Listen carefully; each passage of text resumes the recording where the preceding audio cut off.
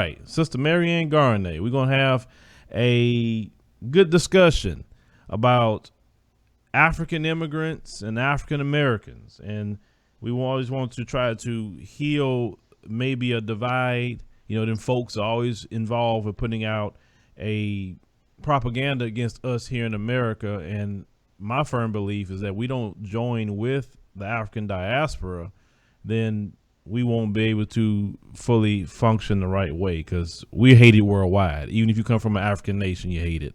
So we'll let you guys get in there.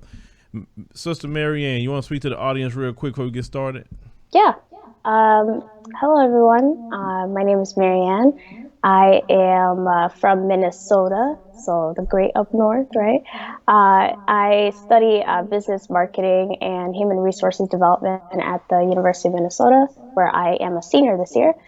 And I'm strongly passionate about this topic of uniting the African diaspora and the African American community, because this is just something I've been heavily thinking about since I was a child, always thinking about different ways to unite our communities. And I was very happy to be on this platform to share and speak with Phil about just certain topics, things that are taboo, things that people don't really like to talk about. So we'll be doing that all today. All right, so ladies and gentlemen, you get to hear just that little portion. She's letting you guys know a little bit about her background. She'll get more into that as we get started. We give people just a few more minutes to get inside the chat room. Now, Maryann, look like you have people that are admiring you, as you can see in the chat room. Oh, thank you so much. Thank you. The one person that I think they didn't call you out already. I don't know. You look big sap. You see what he said? Which one are you talking about? In the chat room, Big Sap. You see his name? Big Sap. No. Is this someone that's calling me out? Yeah, he said I bet she's Somalian. Yeah, that's one thing. Let's correct that right there, right? Somalian. It's not the right term. Somali. Like, something that irked me as a child that I never understood is the misuse of that word. Like we usually used to put an IAN after every nationality, but Somali is like just Somali, like the language Somali, the culture Somali, and then people that are from here and from there would be Somali American, like that. But yeah, I am Somali. Wow, you got a problem? What's good? What's good? He was just trying to figure it out, because see, Sister Maryann, it's like this. These people in this country try to box us in. And a lot of things what people have to understand from African nations, we are horribly miseducated on what is Africa, the different complexities or different tribes or different languages or people. Like, we just kind of set aside to ourselves here, and they have worked a long time to colonize us in our mind. And that's why you have a lot of African American people that would attack anything Africa, because they're literally parroting white supremacy themselves, and they don't even see it. Exactly. So it takes a little time to open up your mind to that. So that's why I say let's try to build that bridge to Africa as much as possible. But I think we give them about 15 seconds and we'll get at it. Okay. Yeah, Big Sap say they aren't exposed to the diversity of Africans, and that's why we are doing shows like this, speaking to different African people, is because you haven't been exposed. That's why, and that's what in lack of knowledge brings a form of ignorance. It's not our fault that we don't know, because we just don't know.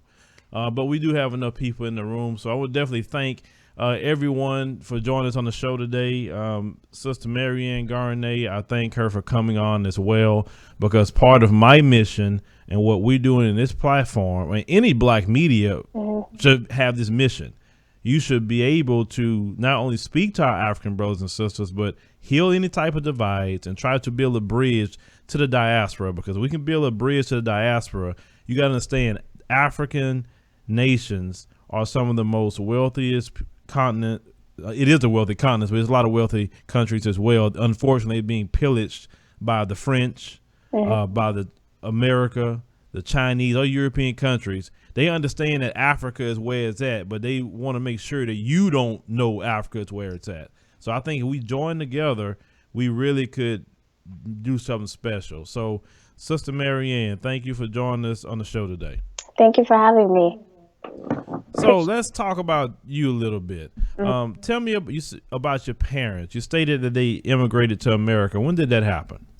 Okay, so my parents, well, my family, they came to America in July of 1993. And my mother, well, my father's family has already been here like since 1992. They settled in San Diego, California. And once my parents married, I was born a year later. And then, at that time in the early 90s, that was, I believe, when like Bill Clinton was president in like 93-ish. So he's the kind of the reason why a lot of Somali Americans came here, Somali people came here to seek refuge, just to be running away from a country that is in the middle of a civil war. And till this day, actually, Somalia is still in a 26-year civil war battle. Within the country itself, there's like a lot of ethnic and clan battles. But however, my parents, they came as like refugees from Kenya. So at that time, that's how the churches in America were sponsoring Africans from, at least the Kenyan refugee camps to come to America. So, my mother came from Kenya as an immigrant, so did my dad, and they pretty much came over as sponsors from the church. And, go ahead, sorry. No, okay. So, tell us a little bit about life for your parents in Somalia. I mean, what is the difference with the life there in Somalia, let's say, versus the life in America? Yeah, absolutely. Well, the thing is that the media doesn't portray Somalia to be in a best light at the moment, but Somalia in the 60s and 70s, especially strongly in the 60s, had the strongest, largest military in all of Africa. Somalia is also the first country to use,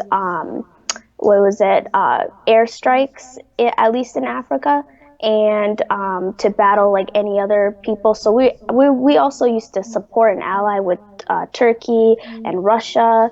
Russia was our biggest ally. And then Somalia used to be a place where it had education. Women got to join the military. They could do whatever they want. There was just equal access for everyone to do. There's art performances. There's so much things like before the Civil War that we had. Like my grandmother always tells me, like she was a nurse and how she used to help mothers, give birth and things like that. But then after the Civil War, everything just ended, and the Civil War was caused by just the president at the time, Siad Barre. He pretty much was a tribalist, and he would favor a certain tribe, or like he attacked a certain tribe just because of their tribe. And like there was this not ethnic, but clan divides, So like my tribe is this, it's better than yours, and then people just start fighting over that, and they overthrew the president. So fun fact about him is that he was best friends with the president of Nigeria at that time. So he just went back to Nigeria, and that's where he also passed away. But Somalia was just a very nice country to live in at one point. It was even called the Pearl of Africa. We have the largest, ocean view, like the largest ocean coast, I meant to say. And, we're also like the first country to trade with China from Africa. There's like a lot of things, even till this day, that I'm still discovering about Somalia and other nations too, other countries from Africa, and like how we got here essentially. But it's a lot different than life in America. right now at the moment, because right now Somalia is going through a lot of things that are just like they have a new president. What is his name? Farmajo, and what else? He's doing a really good job. He's the first president that we've had that actually has an American degree. He has his master's in political science from the University of New York, I believe. It's in Rochester or Buffalo. Yeah, Buffalo. And it's funny because he has dual citizenship too. So with that whole Trump ban, I don't know what will happen to him, but eventually, he's doing this time. He's taking his time trying to help Somalia economically and putting the people first. Okay, so you explained the Civil War is basically off of tribalism, and if you look at here in America, that's a lot of our problem too. We have what I deem tribalism, because you have some people say they're Christian, some people say they're in the conscious community, some people say they're in the Nation of Islam, some people call themselves Hebrew Israelites, some people say that they're 5%ers. You got all these different groups, and nobody like want to get together, and that bothers me. So you look at different African nations. Why is tribalism so important to Black people? That's a good question. I always, even till this day, I always think about it, because tribalism, at least from like a Somali point of view, like in my culture, it's to determine, like at least back in the days, it was to determine, which land which land belonged to who, or like kind of protecting your identity. It was just something that you had to just kind of say like, yeah, that's my history, but it was never to impose harm or create issues. But in America, I feel like with this whole division, I feel like it's created by, even the same way in Africa, it's created because everyone wants to be kind of unique. They just want to be in their own category of what they think is meaningful to them. I see Black Hebrew Israelites in downtown Minneapolis all the time, and just the way they even, like, not saying it's all of them, but just the way that they even just yell at you and tell you like you're practicing the wrong religion, or we are the real Jews. I'm just like, okay, I get it, but could you not yell at me? Like, they have like horns and everything, like just yelling, and like and then like what I've also noticed from you had mentioned Christians too, right? Black Christians. So with Black Christians, like my landlord, when I was growing up, her name is Shirley Green. I really like love her. I see her as like an aunt. So one time she took us to a church too, me and my sisters, and I just remember asking her like, why is it that no one else could come to this church, or why is it that it's just specifically y'all that come in here, like people that live in this community only could go to this church? And also, like, why is it huge but no one's, like, you're not allowing someone from another city to come, and she was just saying like, this church is passed down to us, and this is my family's church, and this is just something that, it was like almost like she didn't know how to answer it. Versus in my religion, Islam, and this is not like I'm not trying to like do a battle of the religions or anything like that, but I'll use an example. Any mosque you see, or masjid I should say, any masjid you see, anybody could go in there because that's God's house. So like that was interesting for me to see how that church was different than the other Black church across the street. I remember asking her, could you go to that one? And she was like, yeah, I know the folks out there, but I'd rather just go to this one because this is the one that my family goes to. I didn't understand why, I think it just has to do with people wanting to have a sense of belonging somewhere. Like they want, like, that church for her, that's a part of her identity. That's really what she knows, Yeah, I agree with you. My thing is, I have learned to say, you know what, everybody's not going to be the same within our community. They're not. So what we are the same about is how the world view us as Black people, period. And can we join together just on that? Man, we'll get all the religion and different ideology all day. Fine, do that. But when these folks come to kill you, if one of the race soldiers pull you over, MaryAn, they're not going to ask you about Islam. Right. They're going to see you as what? black. Yeah. Mm-hmm. And that's the uniform they look at on us. We are a enemy combatant to them. They don't care about the tribes over there in African nations.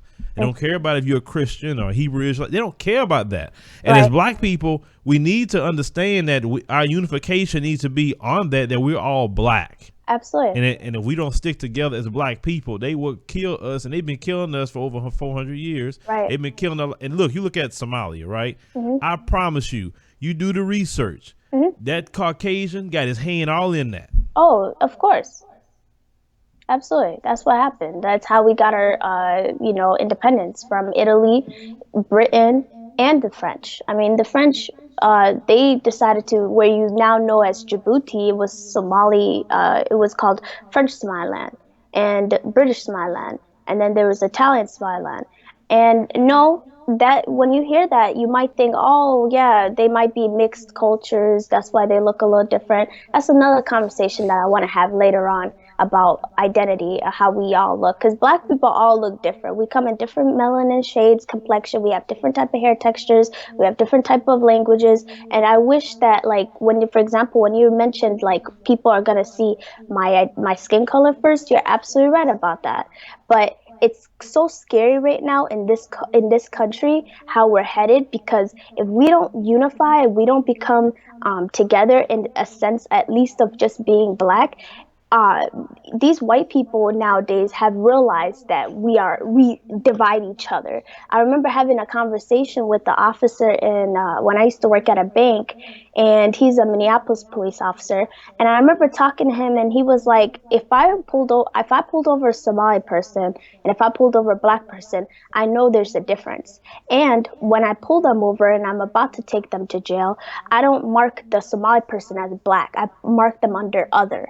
And I said, why would you do that? And then he said, because it's not like black people want to claim you guys anyways. So for a white person to now even see that, it's ridiculous. And for them to be miseducated and keep this white supremacy division going, it's just crazy. I had to educate him on that. I had to let him know, first of all, the reason why you do that is not because you see a difference. It's because when later on y'all do y'all annual report and you get to talk about how many black people you've arrested, it doesn't look so bad. You make sure that the immigrants are with the immigrants under other, and the Mexicans or the black Latinos are different than the black category, or things like that. So it's like there is a miseducation, a strong miseducation, like you had mentioned earlier. You mentioned it very beautifully in the beginning of this conversation, where it's on both sides. I mean, and at the end of the day, I don't it is white supremacy fault. It is white people's fault for the division that's caused between our communities. However, it's at the same time, we need to do a better job of knowing each other's cultures and knowing each other's backgrounds and our histories, because it just leads to more ignorance on both ends.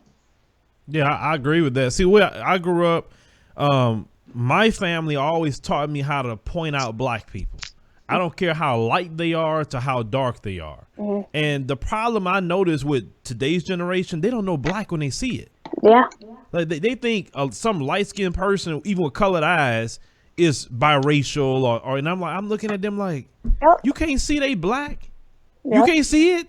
It's like they have to look a certain way, or they can't tell black people. That's why I'm so glad I grew up with a lot of the old black people that taught me how to see certain things with our group of people, listen to certain things in the voice. Like our voice a lot of times give us away who we are. Mm-hmm. It's certain tones in the voice that you hear with black people versus other groups of people, period.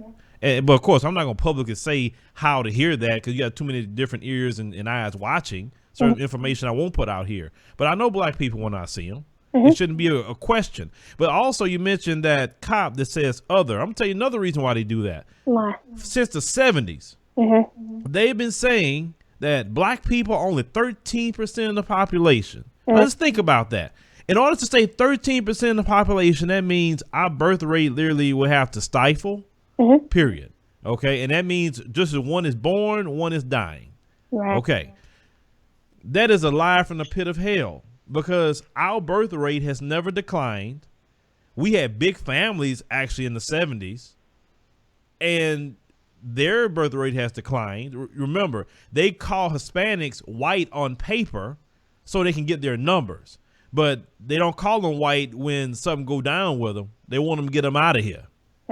Same thing with black people. I'll tell you something else. Black people who have, let's say a black person come from Colombia, they'll call them white on paper, and they could be dark as me and from Colombia and still call them white. They do that to fluff their numbers, and this is the discrimination they do through administration. The more people that's acknowledged on the census, then they have a reason to allocate resources. So the reason why the majority of the resources allocated to the white population is because on paper it seems like it's more of them when they are fudging the numbers all the way around to get the benefits of the government. And black people and other groups of people aren't paying attention to that. If we had a mind to say, look, we want a new census, we want one that says Hispanic, Latino, and that's it. Yep. That's our category. You need one for Arabs because they're here. Because see, they call Arabs white too. All these immigrant groups that's coming in, they call them white on paper. Right. Them people are dirty as hell. Right. If you pay attention to the games that they play. So calling you other, what is a freaking other? Yeah. Like, I still don't understand. Like, when I asked him that, what is other, he just had mentioned, like blacks and Somalis in Minnesota, they don't even like each other. So why would you want to be black? And I was like, what? Why would I want to be black? I am black. Hello? I mean, it was just, I couldn't believe that he was really trying to divide Somalis from blacks.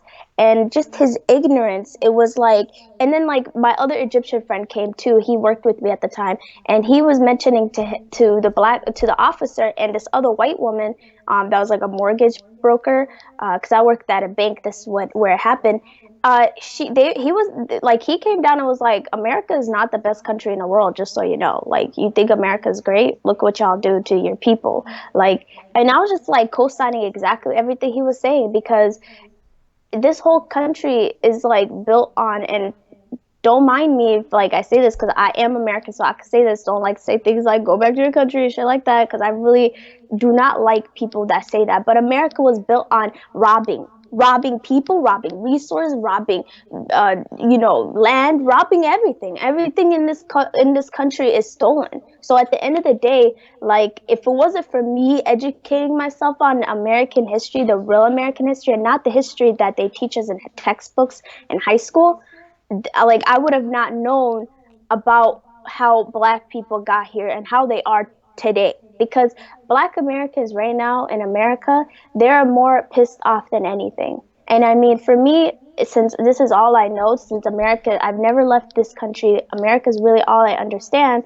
It's like almost in a way that black American struggle is my struggle as well. You know what I mean? And for me, the fact that, I feel like some of the ignorance from the African side, it has to do with just the fact that in our education system right now in this country, they don't do a good job telling us about who built these monuments, who built the Capitol in DC, who built these roads, who built this, like, who created the street lights. There's not like a lot of education about African American history, like indigenous African American history. And they just shut it all off with like colonizers and white people and what happened with their history, French fighting natives. Like, they don't talk about the extent of African Americans and how they've been here. And not to mention, another thing that I really get upset about is also African Americans that don't know that your history does not start at slavery. Like, it's way beyond that. It's so much more beyond that. Africa back in the day was one of the most richest continents. Everyone came to us. That's why they came and colonized us and took our people. And yes, slavery existed on both ends, East Africa and West Africa, North Africa, South Africa, everywhere. And they took our resources, they took our diamonds, they took our everything, money, just because they saw that we were strong, we were built, like you always say this, Phil, black people are built differently, like than the whites, and like, I mean, you don't say it exactly like that, but like still, like we're just stronger, and they knew that. They still know that. That's why they still kill us, no matter where you go in this world. You like last time you made a story about the black boy. What was his name? Was it Bakari that got killed? Bakari Henderson. Yeah, that got killed in Greece. No matter where you go, we're not safe. It's like it's everywhere you go. You if you're black, you gotta be cautious. Exactly. Now you were speaking about African American history, and they purposely miseducate black people. And not just black people, but everybody, because you got to understand the American school system is an indoctrination system. It's not an education system, because you talk about Washington D.C. If you look at Washington D.C. now, the original plan, you had I think a French guy that helped design Washington D.C. He got pissed off. He left. He took his plans, the architects, everything with him. He left. Benjamin Banneker, the father of astrology, you wouldn't have NASA, it wouldn't have been for Benjamin Banneker. Remember that. That man sat down and redrew that whole Washington, D.C. Every building down there, the roads, the parks, everything. And black people built Washington, D.C. like they built everything else. That's why Michelle Obama say, I'm in a house built by slaves. Right. And they got pissed off about that. But that was accurate. Everything is accurate. And I think black people should go to D.C. and look at these buildings and look at how majestic they are. And you like, whoa, slaves built all this? And that's what these people don't want to tell black people, is that they benefit from our division. They benefit from our miseducation. And when you told me, I just heard you say that I just he a devil to me. That devil said, well, they don't want to do nothing with you. Who is him to get involved in being a conceit? The one thing I tell them, if they mention anything about Africa or our division, I say, you know what? I told them one time on the show, stay in your place. That's a family concern. Look, we fight each other all day if we want to, but if you get involved, we need to all jump on you, because you don't get in our family business. And that's the problem. We divide too much and let them folks come in. I think the greatest thing that we need to do as black people, Sister MaryAn, is learn how to keep them folks out our business by telling them, shut the hell up, worry about your own community, go worry about crystal meth and heroin, go worry about your pedophilia, go worry about how you lead in rape in this country, go worry about the mass shootings you're doing, all the bombs you're dropping in other people's countries, go worry about that. Leave us the hell alone. Right. I mean, like, I'm looking at some things in the comment section. You know, I feel like in general, like, for me being Somali, for example, I know that's a privilege, me being black and knowing that I have a country that I know my parents came from, you know? And it's like, sometimes I feel like if we're going to talk about the underlying issues between our communities, I feel as if like this miseducation of other nationalities, other black nationalities, at least ethnic groups, like we don't want to like talk about it, you know? I remember I'm gonna just share this here just to kind of give a little platform, because like people always like to talk about how Africans are rude and Africans are this and Africans just need to go back to Africa. Well, first of all, when I was growing up, and when I was in elementary, I was told by a group of black girls that I'm not black. That was the first time that I realized I was not black, in quotes, right? And I remember asking them, like, why do you say I'm not black? And we're like checking off in the gym class, like our race. I don't know why our gym teacher made us do that. We were writing a paper, but they were just like, because you're from Africa, that's not black. And I'm like, well, that's kind of strange because people in Africa are black. So what do you mean?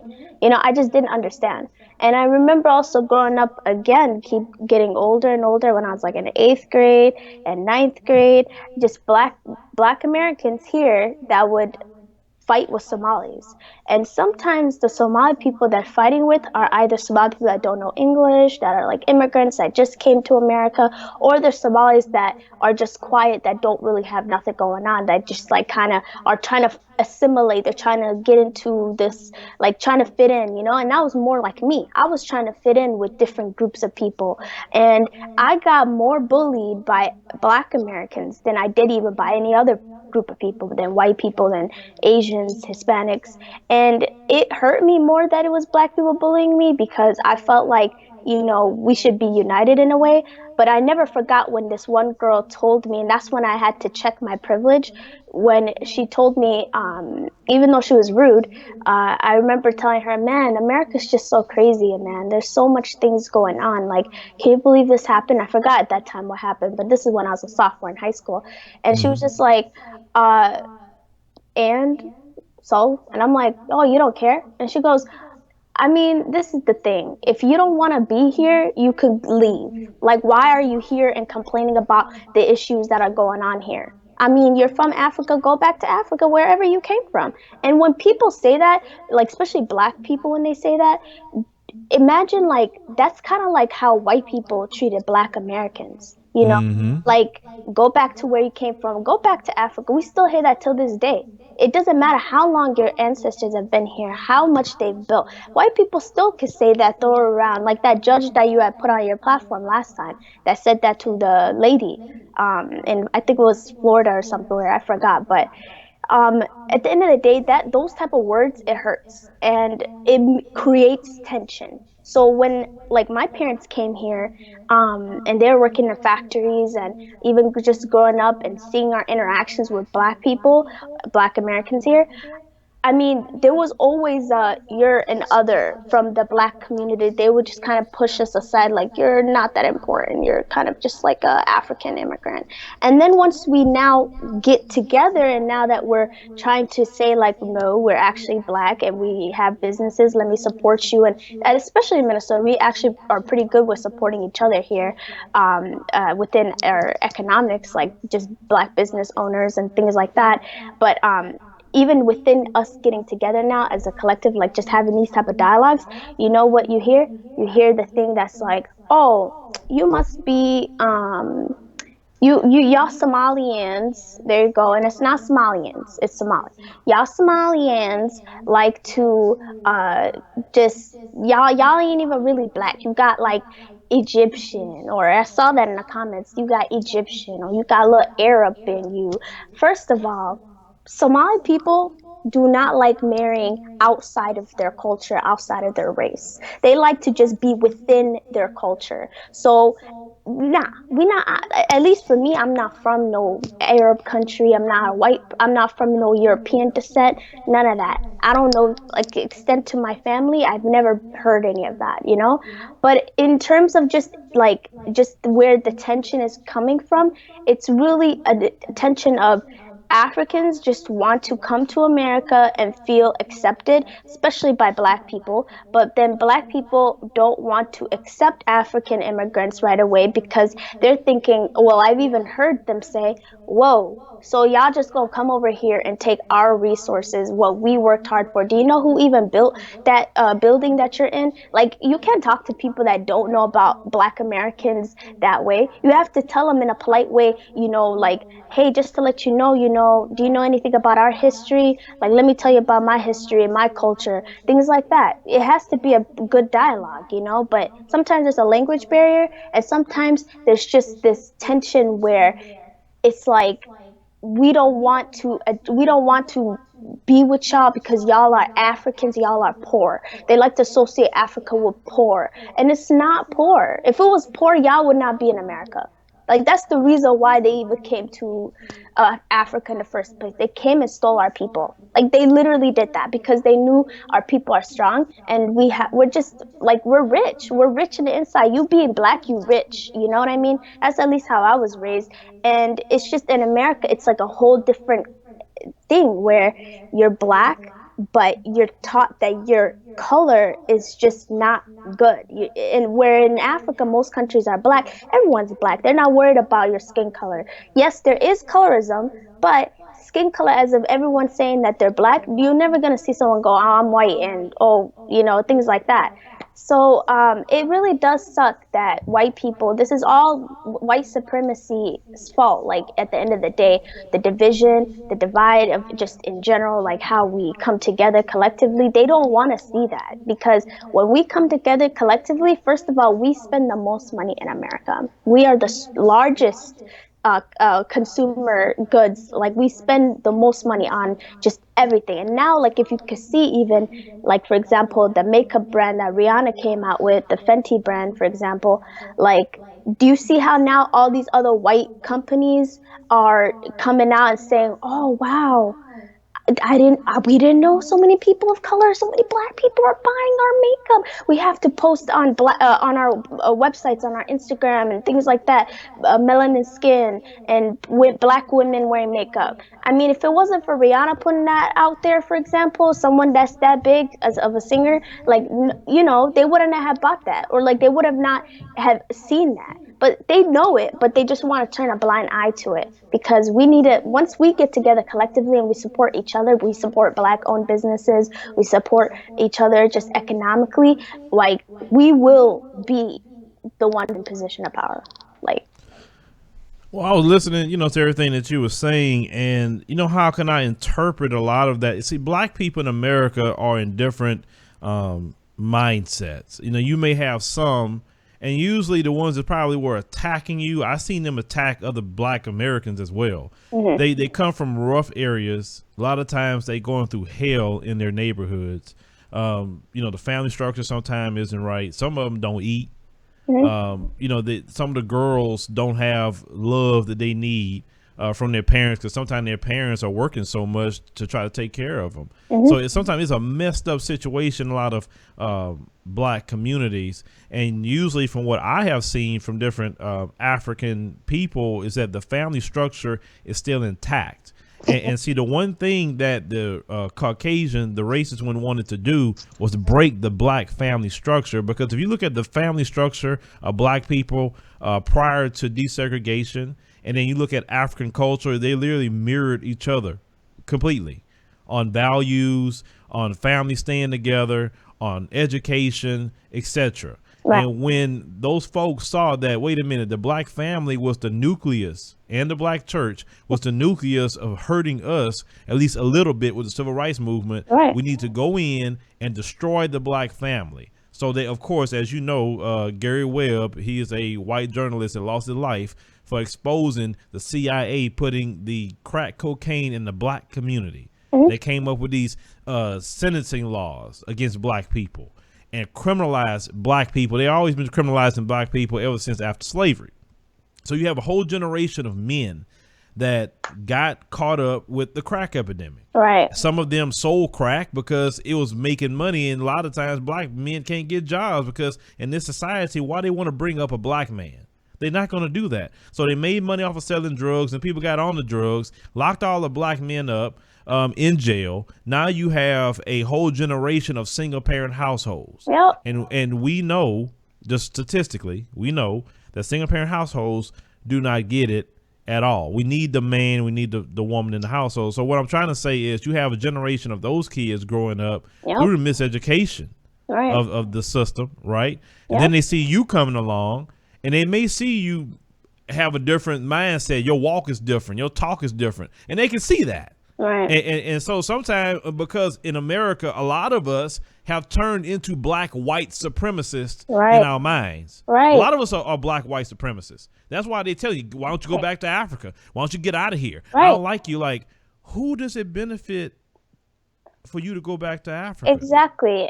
And once I learned a lot about the indigenous African American culture, I realized why they say that, why they are have hatred. Not all, and by the way, just to mention, it's not all African Americans that I'm mentioning that are this way, right? Not at all. I'm mentioning just those that came from like those communities of single parent households. By the way, just to mention, I am an open book. I come from a single parent household. Like my mother raised me since I was 10 by like me and my sisters. I'm the oldest. She raised us by herself. And my father decided to, walk out of our lives when I was 10, where he then moved over to another state in California.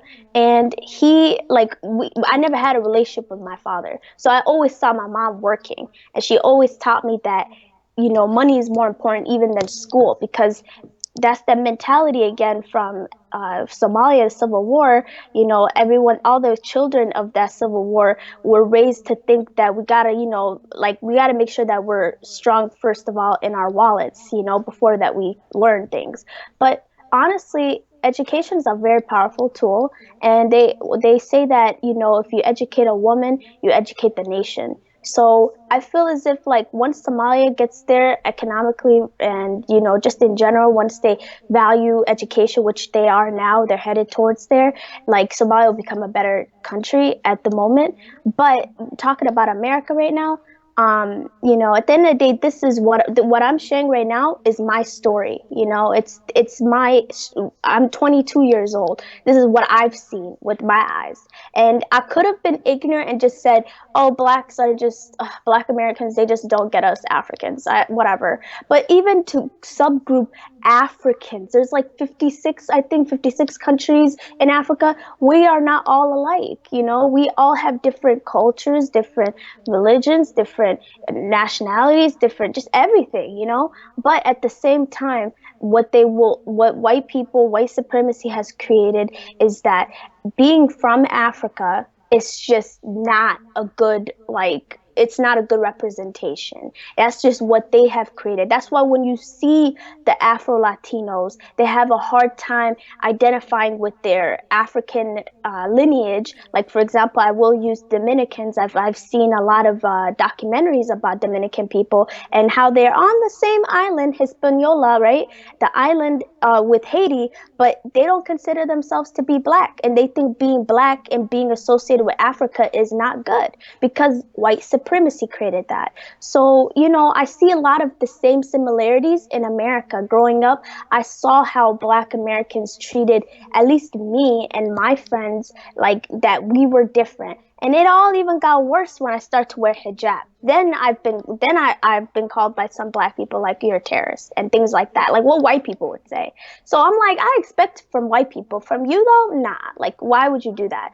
And then they're like, we're not the same. We're different. I've never been to Africa, so why would I be called African? I'm black American. First of all, I've never been to Africa, so why can't I say that I'm black American myself? Do you see the issue here? It's that when you say that you're not black or when you say that you're not African, right? It means that you are literally disowning your lineage from just what your ancestors have created here. And in general, you're just disowning your blackness. In my opinion, that's what it looks like. When you say you're not African because you've never been to Africa, go get a plane ticket. Go to Africa. If that's what's going to make you African, go. I mean, they're accepting over there anyways. However, it's just the ignorance behind the ideology of just even being African that really makes it hard for us to come together. It's like there's a miseducation of what Africa really is in America. And from just in general, it's not talked about in our textbooks. Slavery is like pretty much the start of African American history. Like that's what they like to say. But no, like I said, Black people have been very strong. Black Americans have been here. Their ancestors, like Black American ancestors from the slavery, it goes way beyond slavery. It's way past that. So it's not just 400 years of oppression. It's like before that, there was so much other stuff that was going on that they've created for themselves. And then it's just been taken away from them. I understand your struggle. I understand how it feels. Like I guess I shouldn't say I understand how it feels, but I understand the struggle of not knowing what your real language is. And I was at just the part where Black Americans disassociating themselves from being called African or even African American. It's like I just don't understand. What I was saying is that if you have never been to Africa, like like me, I've never been to Africa, but am I gonna say I'm not African? Like, it's just, in my opinion, I feel like if you don't claim where you're naturally from, if you don't say, like, if you're not proud to be African, then you're not proud to be Black. Right. And you were talking about Dominicans earlier. I had a conversation with a Dominican girl one time, and she told me that she was Dominican. I said, "You mean you Black, right?" No, I'm Dominican. And I'm like, Dominican is a nationality. It's not a race. And she had this confused look. I said, you know Yeah. you're Black. I mean, you look like me. You're Black. Right. And they will not accept that. Now, I heard another YouTuber mention something that was very interesting. They were stating that in a lot of those Hispanic countries or with Black people, they have this reverse one drop rule. And I thought that was very interesting to hear that concept. Where they were stating that if they feel they got one drop of white blood, they're white. Just like in America, you have one drop of black blood, you're Black. I thought that was very interesting, but I think it's very ignorant to say you're not Black based on because you speak a different language. I mean, now some people like, and I'm not gonna lie with you. I'll be very honest with you. The one thing that I hate the most about slavery is you have a language that you speak. What language do you speak? Somali. Okay, you speak Somali. I can't say I speak a Nigerian language because the majority of my lineage is from Nigeria. I can't speak any Nigerian languages. That pisses me off Right. because I can't have a conversation with another Black person, or even if we had a universal language, even if we spoke Swahili, something. We don't have it. We like the problem is we don't have an identity, and we always trying to find our identity. That's the worst thing you could ever do to a person is take them away from who they really are and tell them who they are. And now they're gonna have to go searching for it's like, for instance, if you take cats away from what their natural habitat and them being a cat, then you put them with a bunch of dogs. Now you tell them you a dog. Well, someone will be like, wait a minute, I'm not the dog. I'm different. Right. You know, I actually like climbing things, and I like to scratch, and I like to do this. Like, what is the difference? And now the cat gonna have to try to find out where it really comes from. Well, the same thing with Black people. We are a lost group of people, and yes, we have created our own culture here. Don't get me wrong, we have, and even here in America, everyone steals that culture. Like, they want everything that we do. Right. They say we so horrible, but can't stay away from us. Absolutely. The biggest ones that cry about the fence, I say certain things just to get reaction sometimes from people. So I may say a statement like, you know what, I just think Black people just need to go to themselves and handle their own environment. Since we're so horrible, then I think that's the solution. So racist people don't have to see us no more. Let's get away from them. Let's bank with Black people, which I believe all that. But I really push it just to see what they say. And the main ones that say that we're horrible and violent and whatever, but the moment we say, okay, let's go by ourselves, then why do you want to do that? That's racist to want to be by yourself. I'm like, really? Like, these people are so obsessed with Black people, it's unreal. It is, especially on the topic of marriage. Like, when a Black man, or when we say, like, oh, we don't want our Black man marrying a white woman, or a white woman marrying a Black man, or I mean, Black woman marrying a white man, I meant to say, when they get upset about that, like, why do you want to be different from us and we should be the same? First of all, y'all wouldn't be white people. Y'all white people would not be saying that if it was any other culture, any other, like a Nigerian person marry a white person. You understand why they can't marry you, or why there's tension from another family member or something like that. It's just that, like, we have to just stick together. We have to be within our, like, each other, like our communities. We have to support each other. But in terms of things that you had mentioned, I'm so happy you did. It wasn't until later I got a little older that I realized, like, how much things have been stolen from Black Americans, and the only thing that Black Americans have is their skin color here, and just also their music, and just the history that they've built, like the Civil War, like what happened in the 60s, and just like it's like everything is taken. Like, it's ridiculous. Even just the other day, I'm taking actually as an elective African, I forgot what it's an Afro class, but it's about the Black power movement. It starts from like the 40s to like the 80s. That's what we're looking at right now. But anywho, my professor, his name is Keith Mays. He's amazing. I really love that guy. He also has a book out too called Kwanzaa. He was talking about how a white, and then, by the way, I'm also trying to educate myself on just the different identities there are with people's sexuality. So there was this white queer man that's a researcher that's well known that made a book about how Malcolm X was actually gay and in the closet. And when you put a title on someone, when you take, yeah, I know. Look. When people say stuff like that, I like, you know what? Stay in your lane. Yeah. Like that, because I know one thing about African culture, even to this day. You go over there doing that. Watch. Watch. Go ahead. It's more of just the sense that I felt like when I heard that, it was like it automatically just started to remind me about the inequalities within the queer community, which I didn't even know much about myself, how Black queer and Black trans people feel like they are not included within the queer community, and how they actually protested against Pride. I didn't even know that myself. But however, just that guy making that claim, he was trying to take away Malcolm X's Blackness. I mean, in my opinion, and some of the other people in the class that got upset when I said that, because I felt like being queer is like your own, it's like in America, at least, it's like another culture. It's like you are your own, like that's another identity. People really like also see it as a culture, and they have a flag, everything. So when you try to put that on somebody that died, and you say you have proof in history, that takes away everything else that he did for the Black community. It takes away everything that he did for Muslims. It takes away everything he did in America, period. Because you're trying to eliminate his hard work. If he was gay, he would have said it. I mean, at the end of the day, who cares? Who cares? Why are you even saying it? Is it because that... Exactly. You know what I mean? I'm a firm believer of that. Like, yeah. I don't really harp on that issue. Right. My thing is, because like you said, those Black people who are LGBTQ and any other letter they come up with, like I said, I don't keep up with it. At the end of the day, they Black.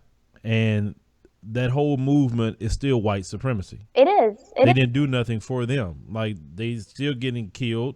They're still getting beat up. And that's just bottom line of what it is. But for me, like I said, I don't focus on what people do in their bedroom too much. I'm all about, building families. I'm all about us coming together. And like I said, I know some people, and because some Black people, they try to put on Black people that we're the most, we hate this. No, Black people have been knowing people like that their whole lives. Okay. And think about it, these laws they even have out there that's anti-gay laws. Right. It's those Caucasian males have done some heinous crimes to gay people, and they had to come up with certain laws. Because I remember the Matthew Shepard thing and all that. So I hate when they try to lie about everything about worse in the world. They want to put it on Black people. They do. Saying we're the most violent, but yet they commit the most violent, savage crimes ever. Right. And they never want to accept that. Right. But in terms of just everyone taking away from like Black Americans, like everybody just stripping like the culture away from you guys, like I totally see it. I understand. It really makes me mad, because it's like, 1 minute people say, oh, Black Americans don't have a culture. The next minute they're stealing everything. Like, it just doesn't make sense, in my opinion. And I understand where that hatred for other cultures and other, like, the fact that the division comes from, too, within the Black community. Now, one thing I keep hearing you say, and this is something that maybe you could ponder on a little bit. I keep hearing you say, you guys. Right. And when you say you guys, it seems like there's a difference. And my thing is, let's say like, you have Somali culture, and that may be different, but we're still Black. So when you use the term you guys as Black Americans, we have to stop using language to separate too. Right. I don't think you noticed that you was doing that, but I kept hearing you say it like that. Right. And we have to stop separating ourselves, because these people are benefiting off of the separation. These people don't want us together. And that's why I tell, certain brothers say certain things about in the area of dating and marriage or whatever. And most brothers, contrary to popular belief, don't want to marry no white woman. I don't know where that comes from, but they don't. So obviously, I'm looking in the comment section, brothers making comments about you. So I've told brothers, well, why don't you go to African nations and go see Ethiopian women and different other women in African nations? That's what you want to do. That's what I've told them, because we don't have a certain look. Right. Like if we are the original people, then all looks come from us, right? That's true. I mean, I did notice myself saying you guys, but I was just trying to make sure that people in like the chat room and people that are listening, they understand who I'm talking about or what I'm talking about. I'm trying to learn. MaryAn, hold on a second. Jay Parra, let me tell you something. If she really had a hatred of black people, would she be on here? I'm Black American, but I don't really identify myself with, America. I'm black. Yeah. And that's a separate nation within itself. And the majority of my lineage is Nigerian. And I'm proud to have Nigerian heritage for the most part. And also have Cameroonian heritage as well. I'm proud of that. And I will never take away from that. And because of that, I want to talk to people like MaryAn and many others, because I feel some sort of connection talking with them. Y'all have to get out of that stuff that Caucasian and told you. We have to join together. Anyway, I'm sorry to interrupt you. I just had to address that comment, because comments like that is why we never get together. But go ahead. Yeah. I mean, at the end of the day, like, I don't know how many times I have to say this. I mean, I'm going to speak for my community. We do not hate black people. We do not hate our black skin. We do not say we don't want to be black.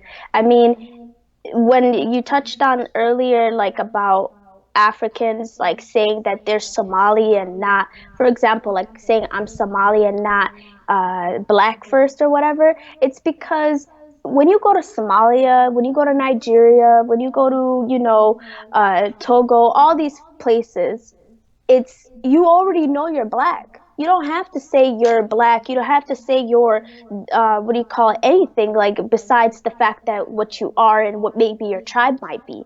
Maybe that's it.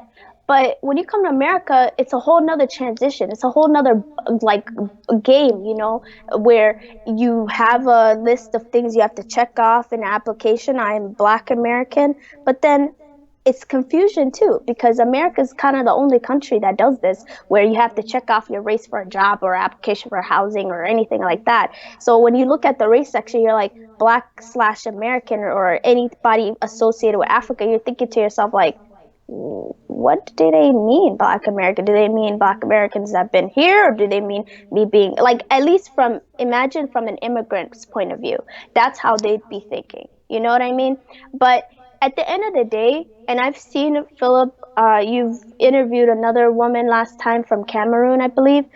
There's this thing with I've noticed from your audience, like it's not all of them, but it's some people where like, I'm happy you're here. I'm happy you're listening to us, but it's just is important for me to learn about Phil and his culture and how he's been here and how what he's learned just being black, and for him to learn from me and my family and how they've immigrated here. It's just, this is what brings us together at the end of the day. There is no hatred anywhere, point period, in my blood, in my skin. I don't see myself different from another black sister from Nigeria or another black sister from just America here, or another black sister from the Caribbean. I don't see no difference between my blackness. That's the thing that I'm trying to learn and trying to embrace, because I know how it feels to be treated like an other from black people, from white people, from everybody. And it kind of sucks even within my own culture. I know how it feels like to be treated like an other. Oh, you're just, you know what? You just sound white. You just sound like a white girl. I hate that. Why is it that when I speak in proper English like this, that it's white? It's not. It's not. At the end of the day, this is how I talk. This is how I talk. I mean, and then you hear like, also, that's another thing I was going to tell you about, Phil. Like, another reason why, like, I've seen the division within the black community, or even in general, the division with also white people not wanting to look at us in a certain light, is also when you hear people, the way they sound. Like, I remember growing up and seeing African immigrants coming to America and the way that they're bullied by other black people. They were just bullied based off of things that they couldn't control, like their accent. So do you not like when I talk like this? You just think that I don't know anything? Like I'm not going to understand your name or your culture? Like for somebody to talk like this is kind of brave. Just to let you know, it's brave. And yes, I can switch back and forth. I decide how I feel sometimes to switch back and forth. But what I'm trying to say is that for somebody to come to America, that's a big risk at itself. And to also be learning about not just how other cultures are and how other cultures work, but to be dealing with white supremacy, because the white supremacy in America is so much more harder than the white supremacy in Somalia. I'm gonna tell you that right now. It's way different. It don't look the same, two different countries, because it's just like white supremacy in America is something that still exists right now. Where in Somalia, white supremacy is gone. It's bye bye. They not there. You know what I mean? So, and in other nations too in Africa, they're not there. Like if if white people choose to be living in Africa, they chose to live in those certain countries themselves, but they know they're the minority. Where here, they're not even willing to accept that they're the minority. They're becoming the minority and they're scared of us. And this is the perfect time for us to get together. Well, yeah, shoot. As a black American myself, especially coming from the South and having a lot of Southern influence, I tell people all the time, I don't speak the King's English. Don't care to speak the King's English, but did you understand what I had to say? Right. Now, yes, I can get why some people say, oh, she sounds like a Valley white girl. And my thing is, what is a Valley white girl? Why do we attain certain conversation to them? I mean, people speak how they choose to speak, and that's fine. You know, you got people from New York sound a certain way, people from California sound a certain way, people from the South sound a certain way. It's kind of like wherever we're at, we kind of pick up on that vernacular. Because I tell people, if you really want to talk about it, I mean, the proper English, it comes from the British. I mean, because we use contractions and everything else that they do not use in their English. So, you know, some people just, you know, we worry about the wrong things. We'll talk about a person not black enough because the way they speak. A person not black enough because they don't like certain music, or they don't do things out of norms that the Caucasian society has put. Okay, this is black and you do this. And I did a stream a while back called The Black Police. And I was talking about how black people run around with this like police department policing blackness and trying to say who's black and who's not. I had one sister come on here, China Fox, for instance, and she's a light-skinned sister with green eyes. And they tell her all day long, she ain't black, she ain't black, she ain't black. And I just shake my head. The girl done told you she got black parents. I got people in my family as just as light as China Fox. And then I have them darker than me. That's the spectrum. You know, especially with my family coming out of Louisiana, Creole. I mean, you going to have that. Right. So black people, unfortunately, like I say, they get on my nerves trying to assess who's black and who's not. If a person tell me they black, hey, cool. Welcome to the team. My thing is, it's sad that Rachel Dolezal wanted me black than some black folks. Some black folks don't want to say I'm black. They want to say, oh, I'm black, but I'm French and I'm Polynesian and I'm this and I'm that. Man, I like, would y'all stop? Right. Hey, shut up. Just say you're black. I say Rachel Dolezal want to say she black, but you don't want to say you black, and you got all the melanin and history and features. I don't get it. I don't know. Right. I'm aggravated with that. Absolutely. I mean, another thing you always talk about that I love too is the economics and how black people, we need to get together and support each other's businesses and just to come together and just like, you know, build our own economy, like how there was a Black Wall Street. That's something else I discovered that I didn't know about, because you have to understand, most like first generation students like me, most first generation families, like my mom right now, even though she had me at a pretty young age too, like even though she's not that old, like she doesn't know much about American history, you know, and that has to do with the miseducation. And for me, when I learned about Black Wall Street, I was so upset at how white people came and tore and burned black cities and tore and burned black businesses. And it just made me mad because it just reminded me about how they're just afraid of us, like in a way where, even what's going on in Charlottesville, like I told, like I like when you also say, like, don't go and don't be a part of any of that. Black people shouldn't be a part of any of white KKK protests, or like try to like fight against them. I say let them fight, let them be mad, let them lash out, let them do whatever they want to do, because at the end of the day, they're upset because their population is what? Decreasing. So, I mean, I think we need to get together and be better at supporting each other. And if you see like these black owned makeup brands, for example, you like makeup, buy it from them. Don't buy it from a Lancome or these companies that don't give a crap about black people, you know? And you see that also with the American Red Cross, like you were mentioning earlier, how, so much money is donated to them, so much black athletes donate to them, for example, or comedians, even here Kevin Hart donating to them. However, the problemo is that they're not even supporting black communities. They don't even know how much money they're spending on different areas where it's impacted by a hurricane, or they need a relief fund or anything. They don't know because they don't care. They don't. They don't. No, they don't, because unfortunately, a lot of black people, no matter what white daddy do, they always trust him, even though he's proven his track record to never trust him, to never be loyal to him. He always will screw you at the end of the day, but yet you will trust him wholeheartedly. And that's the issue with black Americans. Now, you talked about when you go to African nations, you don't have to say you're black. I get it, because everybody's black. What's the point of saying that? But here you have to stay solidified on that identity, because that Caucasian police or whoever else is going to let you know real quick that you're black. Yep. They'll tell you way before you even get to that point, because most black people don't have to walk around saying I'm black, I'm black, I'm black. Especially if you grow up in the black community. Why are you gonna say that? Yep. We see we all black, but when we get outside our community, that's when, oh, you're black, you're this, you're that. Now, you talked about earlier bridging the gap. Now, in my opinion, I feel that if we learn of each other, and also this is the thing that you said that also perked my ear, was, well, Somalis like to stay with Somalis. Why is it that a Somali woman or a Somali man can't get with a black American person? Why is that? Is it a religion thing? What is it? Well, it's not what do you call it? Can't. It's just that they are like the Somali culture.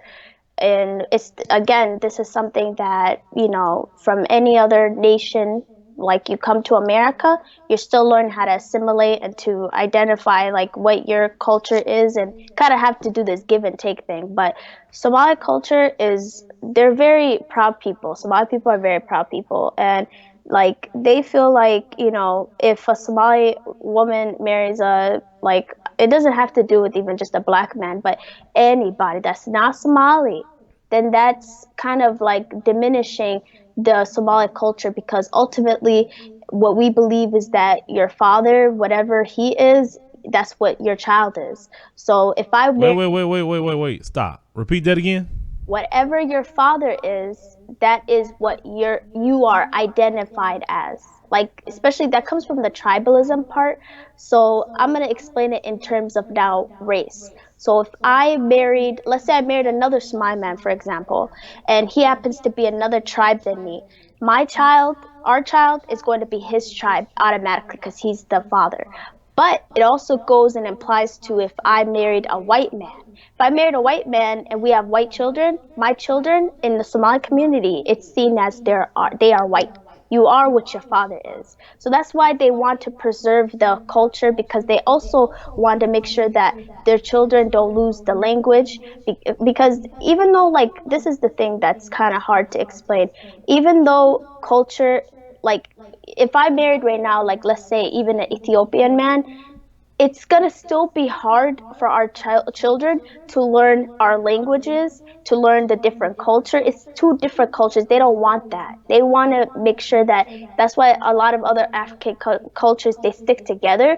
But you said earlier can't. It's not can't. It's just whoever want, like, it's like a preference in a way in America, in my opinion. So even though it's kind of like difficult. It's like how you're raised, you know? Like for me, like I mentioned, my mother, I talked to her about that. I told her, would you be upset if I married like a black man or any other person, you know? She said no.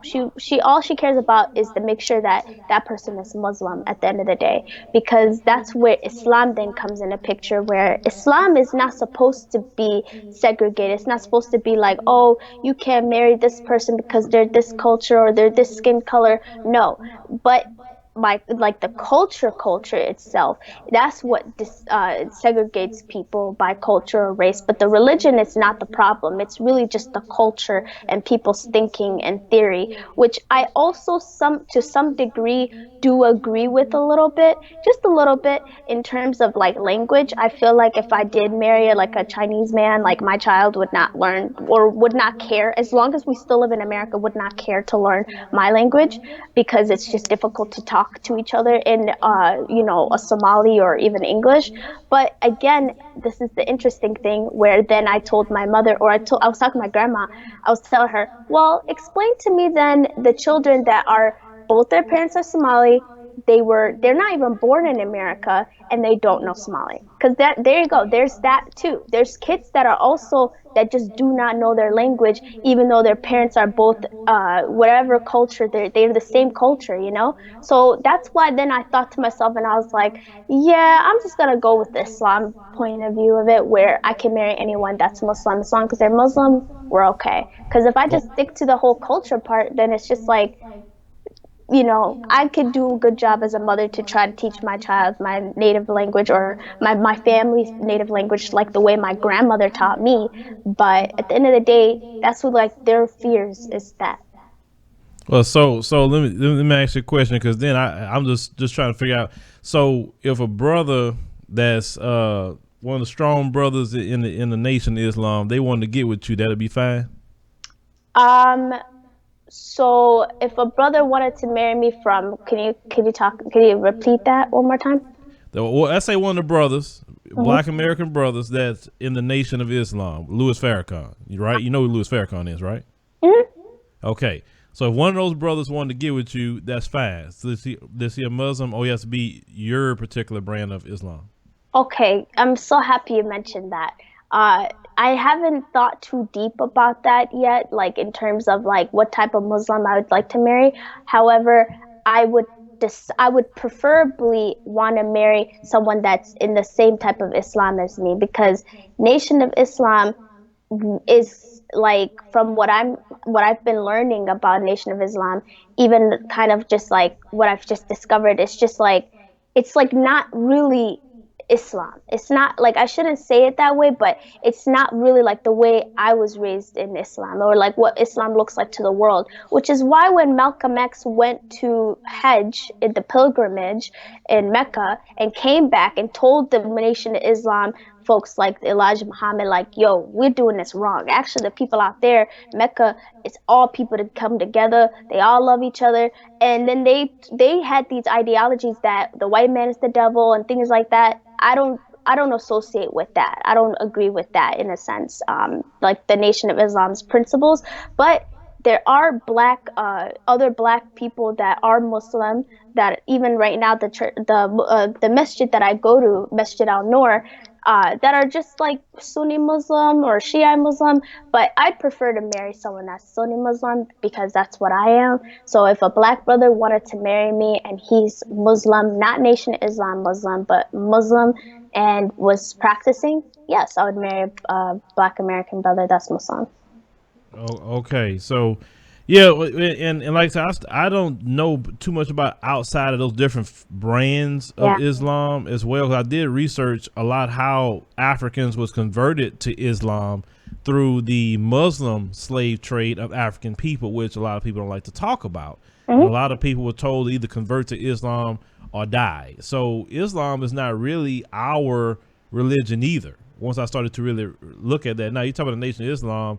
And you could, if you really study it and what they say about these folks, I can't say they wrong, but like I say, you coming from a different mindset versus us being here dealing with that issue for the past 400 Right. years. I need to learn more about it. That's what the Yeah. I would say read more about it, because I read more about it. If anything, you could read Message to the Black Man. That's one good book for sure. right.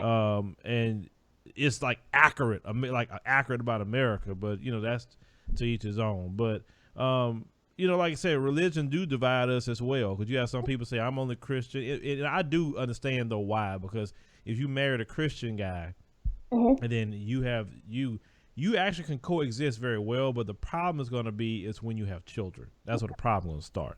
Yep. It's like, well, he may say, I want my child to be with Christianity. And you're like, well, I want my child to be Sunni Islam. So then that's when the back and forth, happens. So at the end of the day, I just tell people, and you have a section in our community that say religion is our problem. So we don't need to be fooling with no kind of religion. It's just let's just get it how we live. Right. But aside from that, I just want us to come together and figure things out. That's what I want at the end of the day. Now, Sister MaryAn, could you tell people how to contact you if they want to continue the conversation? Yes, you can contact me via my email, which I'll provide in the link maybe with Phil. It's my first name, MaryAn, MaRYAN .Garane, GARANE @gmail.com. And I do also have a large platform on my IG of following, so I'd love if you all could follow me on there. It's my first name _ last name. And same with Twitter. You could tweet me. That's the same @name. And we could kind of have this conversation going. And if there's also any confusion at all, like anything that I may have said that like irked you the wrong way, or even just kind of you maybe have questions about, feel free to ask me. I mean, this is the reason why I came on here is to make sure that it's a judgment-free zone. It's for people that have the hatred in their heart to come in here and to listen to me, and also understand that, Africans or even people from the African diaspora, we do not hate Black Americans. We want to be united. We really do, and we've always wanted that. We just have to do a better job of our language, like you mentioned, Phil. We have to do a better job of how we talk to each other, because at the end of the day, we're human. And what human being likes to be hurt? What human being likes to be called out of their name or to be told you're different? I mean, this is something that's been going on for such a long time in America between Blacks and whites, right? So we got to make sure that we, are strong and that we care about our people first, because at the end of the day, for me personally, I'm Black, then I'm Somali, and I'm Muslim. Or I should say I'm Muslim first, actually, then Black and Somali. And it's really hard also. I didn't get to touch on how it is to be, like, you think being a Black and a Black woman in America is hard. Try being a Black woman that's a Muslim. You have to wear hijab. And I've worked in corporate America. It's not easy being looking different or being an other easily just because I'm wearing a hijab, and just people's ignorance too. Like, you're Arab? No, I'm not Arab. Like, why would I be Arab? Like, no. Like, you know what I mean? At the end of the day, we just need to do a better job of teaching each other and teach your kids about real African history, just to teach them about different countries. Like, every day, like, read a book on like Somalia or Nigeria or Egypt or Morocco, things like that. I don't know. Like, at the end of the day, like, I love being Black and I love my Black people, no matter however you feel. We just need to be better job at supporting each other, and I know it's hard, but we really do need to do a better job at supporting each other and loving each other and embracing each other, because that's something that white people fear. They don't want to see us doing that. They don't, and I know it. So, yeah. Yeah, you're right about that. They don't want us to talk. They want us to keep, they got a good thing going. That's why they don't want us to talk. They don't want us to come together and realize that, wait a minute, we can actually keep all our money to ourselves and we can be prosperous without them and no influence from them. Yeah, then they are done. I mean, their economy is greatly influenced on the things that we do and how they steal things out of African nations. So no, the worst thing they want is African unity. And I mean the African diaspora. That includes all of us, whether in Latin countries, America, African nations. If we all come together under the spirit of unity, I think that we would be something that they can do nothing with. So, Sister Maryann, I know people get with you later about other conversations. I'm glad that we had this talk.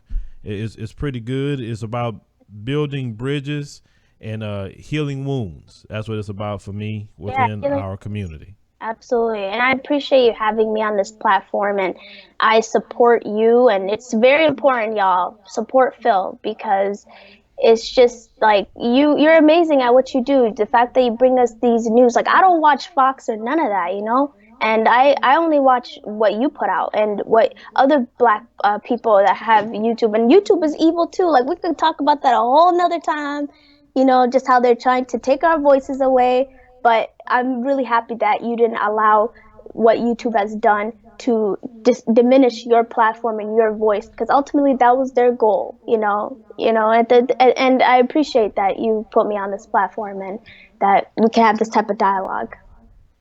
Yeah, I mean that's with the platform situation, the people came through with that. I can't say nothing more about that. We wouldn't have this platform as of now. It wouldn't be for the people. That's why I'm a firm believer of unity.